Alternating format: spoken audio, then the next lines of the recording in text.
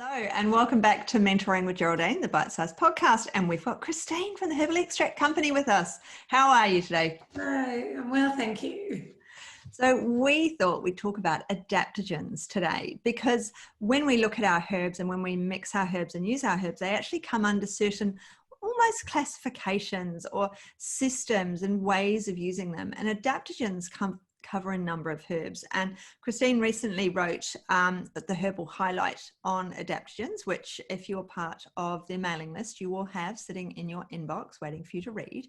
But we thought we'd go through that and have a chat about what the word adaptogen means and the herbs that we use often as part of that system of care. So tell us some more about adaptogens, Christine. Yes, and this was really interesting actually, and I loved, I came across David Hoffman being interviewed, and he is just fantastic. Yeah. He's a real proponent for traditional herbal medicine, and he's got some great textbooks, and he's a really great speaker. Right. And you can tell he really is passionate and knows his stuff. So, and it was quite a recent recording. So, so that was really, I've quoted him a few times in the highlight because I just thought what he said was really interesting. Yeah. And really apt as well. But, and, you know, also the fact that adaptogens are a relatively new term when it comes to herbal actions. So the properties of what adaptogens are were probably known by traditional herbalists and the eclectics, but the actual word adaptogen wasn't. So it was coined in the 1950s in Russia. Wow. By Russian pharmacologists. There was a lot of, but they were looking at Siberian ginseng at the time. Yep. That's where a lot of our Siberian ginseng research comes from. But the leading figure in Soviet pharmacology at the time and toxicology, they were developing all these new drugs. And he proposed to the scientific and medical community that substances which could bring about an increased non-specific resistance could be called adaptogens because they help us adapt to stress. Yep. As the word indicates. Yeah. So, so that's quite, and sort of cope and endure stress longer, cope with and endure stress longer. Yeah. And there's a lot of stress in today's society. Many of our clients come to us and we head straight for those adaptogens. You know, it's like almost a rush for the shelf sometimes when people walk in the door. But there's a lot more than just the herbs, as we as naturopaths all make sure that our clients are sleeping properly, they're getting exercise, sunlight, good food. But the adaptogens really help people to take that step, to be able to go from that super stressed state to be able to go, oh, okay, I can do this. I am capable of doing this. I can move forward and get on and start to incorporate these other good things in my life. There's actually a hazard with using adaptogens, really, according to Hoffman, isn't there? Yes. Yes, well, he says they're not miracle cures, as we know, none of the herbs are. So you really have to make, like what you just said, you have to, it's a broad treatment. And they're useful, but in the context of a holistic treatment. Yeah. So, because they're non-specific as well, they're safe and gentle. Yeah. And so, they're not sort of specific. And I think he's sort of saying these days the definition's starting to be lost a little bit. Yeah. And I came across that. I was when I was writing the highlight for mental health, we decided to do sort of a series because of the pandemic and a lot of people have got this added stress. Yeah. So I'm sure naturopaths are going to be seeing a lot of people who have mental health issues, whether it be anxiety or insomnia or stress, I'm sure. Yeah. Even before it. Yes, we are creating for ourselves as a society, so not individually, but as a society, we're creating that additional stress all the time in our behaviors and wanting to do more and more and more. I think one thing that the pandemic has taught us is that we shouldn't be soldiering on, as the advert was for coughs and cold remedies. And by soldiering on, we don't rest, and we need to rest. We need to recalibrate. We need to adapt to our stresses, but we need to recalibrate and do all the things we're meant to be doing that nature intended. That's what a naturopath's all about, isn't it? Exactly. Naturopathy means to live by nature, and it doesn't mean that you have to go and live in the woods like a bear. It means that you eat your breakfast is real food, your lunch is real food, your dinner is real food, that you have meditation, relaxation. Yes, we need stress in our lives. There's a lot of evidence that we need stress, and stress supports our resilience and all the other things that stress does. But sometimes there's just too much. We pile too much on ourselves, and we take on more and more and more, rather than remembering that sometimes we have to say no.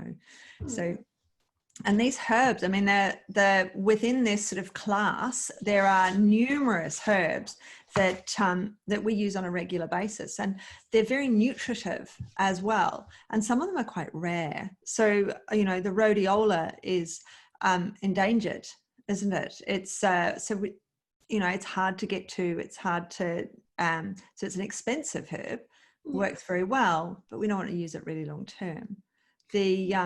And there's a number of them that, but reishi, you can have that all the time. Have your mushrooms, have your mushrooms. Original adaptogens. Yes. Yeah. Have the mushrooms, eat the mushrooms, eat all the mushrooms.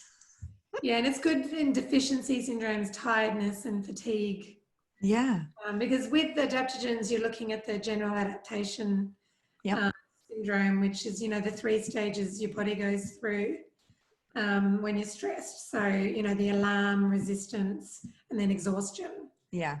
So adaptogens are going to help in this, the resistance and exhaustion stage, because as you said, we need stress. We need that alarm to help us run away from the stressor.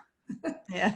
And we can change the stressor, but they don't get rid of stress. No, they don't. Just help us to adapt to it. Yeah. So but so when you get to that exhaustion stage, the tiredness and fatigue, and reishis. Yep. A great one. It's even surpassed Korean ginseng in the Orient. Yes. Apparently. Has it? Yeah. Adaptogens and rhodiola. We don't use, if anything's endangered, of course, no, we wouldn't use it. We have the CITES, I can't remember what all those letters stand for, the Conservation of Endangered Species. Yes. And we wouldn't be able to import it, or no. So they come from sustainable sources. But it's like a great herb for 21st century stress. Oh, amazing herb. I like to put it with the Siberian ginseng, and but it can actually, people work very well quite low dose on it as well. It's not, they don't need huge doses of these adaptogens once they start implementing life changes as well.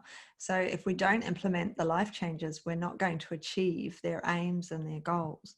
So, and I do like a bit of Schisandra, especially for the women. I really enjoy giving that one to the ladies who are that bit more stressed, because that's the thing with being a herbalist, isn't it? We're combining these herbs. We've learnt about them. We know the contraindications. And so we combine the herbs. We never have them independently. And very rarely do we use them as a simple, which is a single herb. And by combining them, we're getting exactly what our clients need. We're getting the perfect combo. And but I do like Schisandra.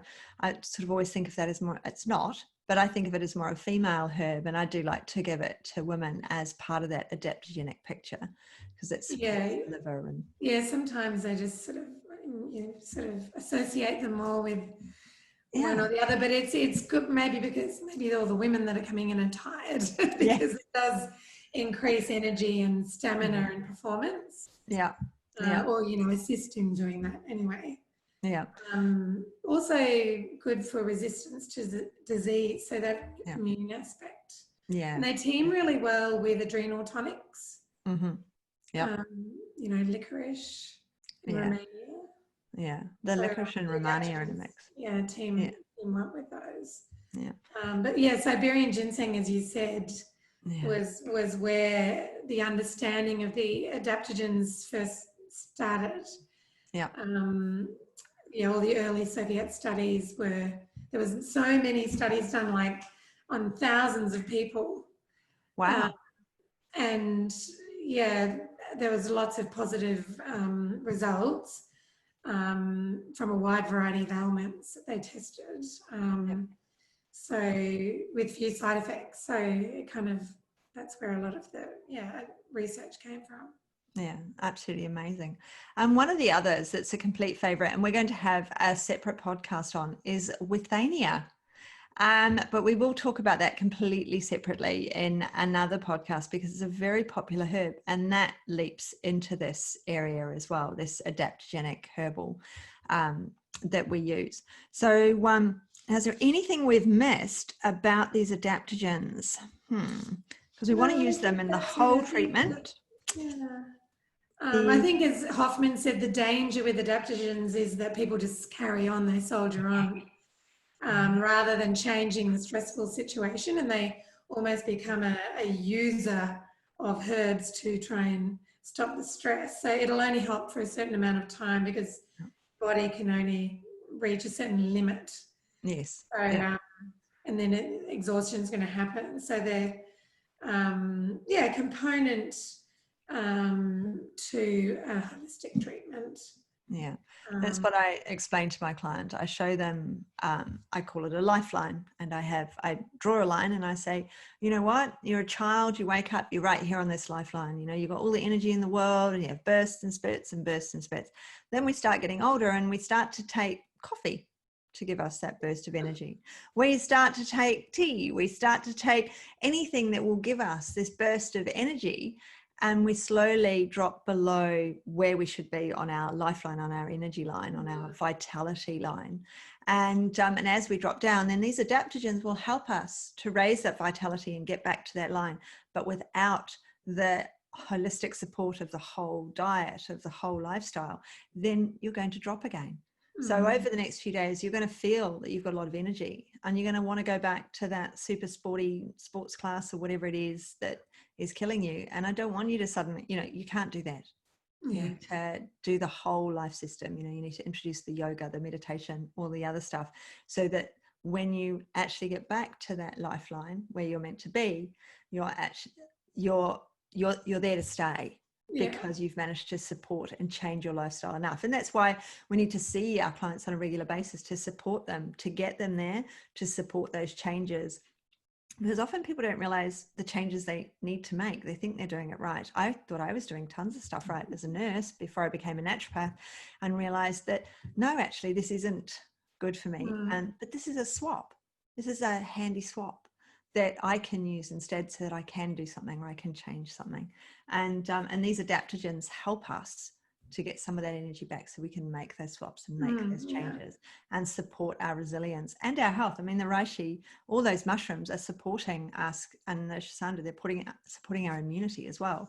So they're doing a load in there for our bodies, but we need to support our bodies as well in that holistic setting. And listen to them. And listen to the body. So people have forgotten how to listen to their bodies. Yeah, it's a sign when you're feeling exhausted. It's your body saying you need to rest. Yes. You need to rest. It's not soldiering through. It's definitely making sure that you listen to that body, and you rest and you recuperate, and you have the right foods and the support that you need from your local naturopath or herbalist. So is there anything we've missed on that one? No, I think that's covered it. Excellent. Yeah. All right. Well, thank you very much for joining me today, Christine. It's been absolutely brilliant talking to you as always. And I look forward to talking to you again soon. Cheers. Okay, thank you. Bye, Geraldine.